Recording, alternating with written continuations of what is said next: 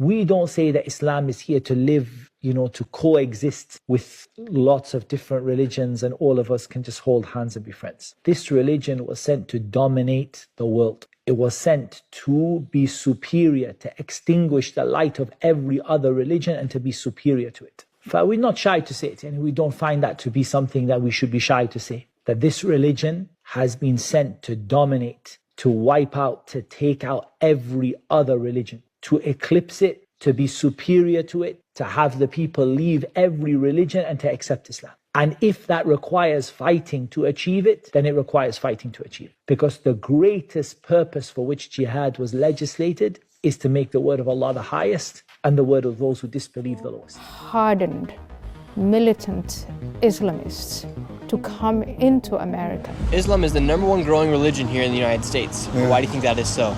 Do you think Islam will eventually overtake Christianity here in the United States?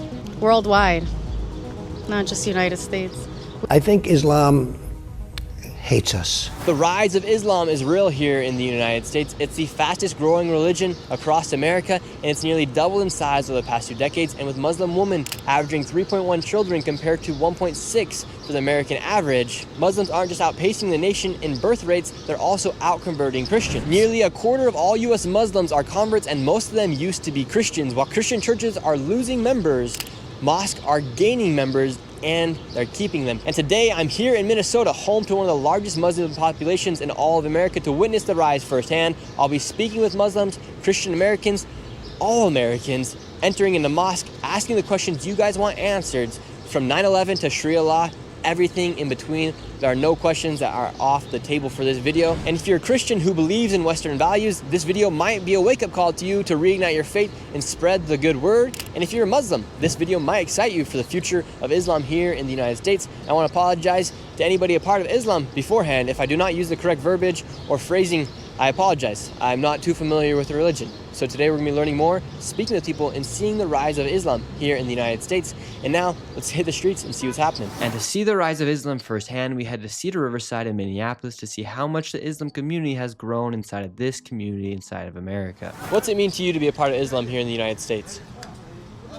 Well, I think Islam is a religion for the humanity, for everyone.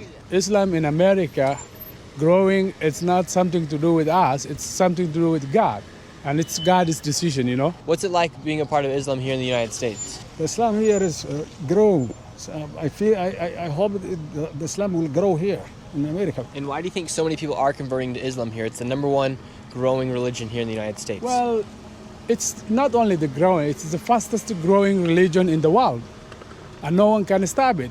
It looks like it is the best and the final religion to humanity. So if you don't accept it, that's up to you. Islam is the #1 growing religion here in the United States. Yeah. Why do you think that is so? Because of the great influx, #1, of the immigrants that we had. Secondly, some people start to see that the Islamic people in general really hold some good, true value. You know what I'm saying? Their values are really tight with how they take care of the family and how they see things that way, which is a very good, strong thing. While we were inside of Cedar Riverside, we actually met a lady who had left the Islam faith. So are you a Muslim woman or no? I'm not.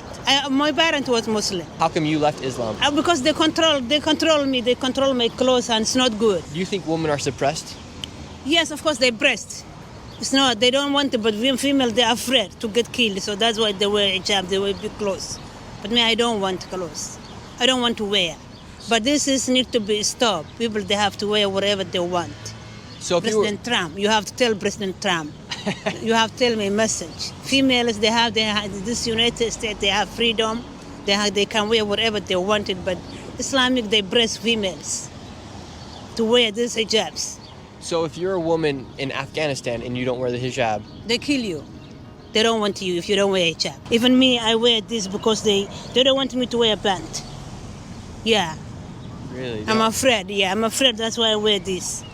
So it's not the way you think. The hijab is a headscarf worn by many Muslim women as a sign of modesty and faith, and in some Muslim countries or underneath certain leadership, it is required, while in others, it is not. What are some large misconceptions about Islam here in the United States? That Muslim women are suppressed. And what makes you choose to wear the hijab? My religion, I started wearing the hijab when I was 16 years old. And what would happen if you didn't wear the hijab? Nothing would happen. It's your choice. And why do you think Islam is the largest growing religion here in the United States right now?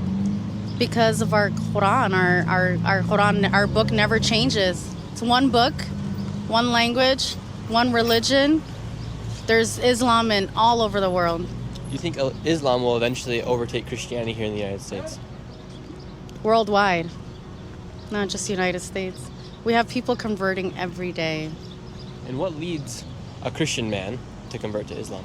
When they read the Quran and they find the truth, and they read it in English, and they see how peaceful Islam is. And could you shake a man's hand? No. Do you find that interesting that women can't shake other men's hands? No, I don't find that interesting. It's normal. Is it true that Muslims also practice polygamy? Yes. Would you accept another wife into your marriage? In our religion, it says. How have you seen the rise of Islam here in this area? It's a big rise And why do you think Islam is on the rise here in the United States? because of a lot of Somalians come here from East Africa, and so they come here to practice Islam because it's safe. Minnesota is home to one of the largest populations of Somalians, and America accepted thousands of Somalis as refugees in the 1990s due to the civil war that was taking place. And when they came to the United States, a large portion of them decided to settle in Minnesota for some reason. And now that decades have passed, those refugees have had children, and the Somali population has grown. This also raises the number of members of Islam born into the United States, and also expands the influence of Islam throughout the country. It's projected that Minneapolis is now home to over 200,000 Somalians, and now many of those Somalians are also part of the government, like Congresswoman Ilhan Omar, and now they also have another new person running for mayor of Minneapolis who's also Somalian and also Muslim. And Minneapolis is also one of the only cities in America that permits the Muslim call of prayer to be played out loud for all the public to hear. And right now, if you listen super closely, you can hear the call to prayer.